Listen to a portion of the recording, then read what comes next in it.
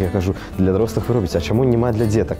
Бо хацелася папрануць свайго дзіцятка таксама ў прыгожую там мятліку валасы з арнаментам, там нешта такое прыгожае, каб было. І все кажуць, вау, можна рабіць для дзяцей? Это новинка. Пакуль у тебе не з'явіцца дзіцё, ты абсалютна не ведаеш пра гэту сферу жыцця.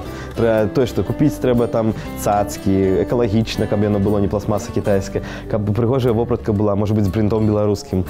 І калі ты сутыкаешся з гэтым наўпрост, то ты разумееш, што тут шырокае поле дзейнасці, не паханае, не аранае, як бы рабі. І все. Вось такая думка прыйшла да мяне, і я думаю, з жонкай мы параіліся і бабахнули такой вось краму.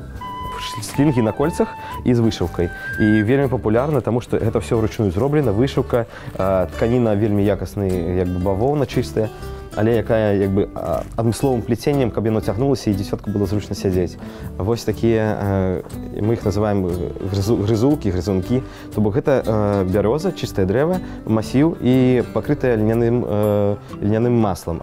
Такая цішотка, яна на ўсе памеры ёсць для ўсіх маленькіх дзетак. Гэта з такім буслікам, бусел-вандроўнік такі вось. Ну і наступны прынт у нас ўжо пачалі яго маляваць, гэта будзе такая стылізаваная пагоня для дзяцей.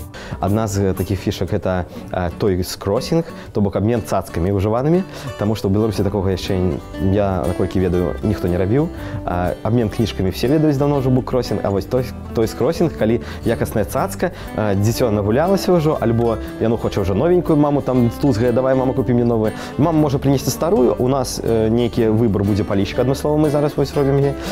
І там будуць цацкі, яна можа адпаведную цацачку нейкую новую выбраць, ці дзіцё можа само прыйсці выбраць.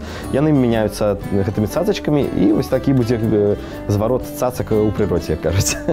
Гэта адна з фішак.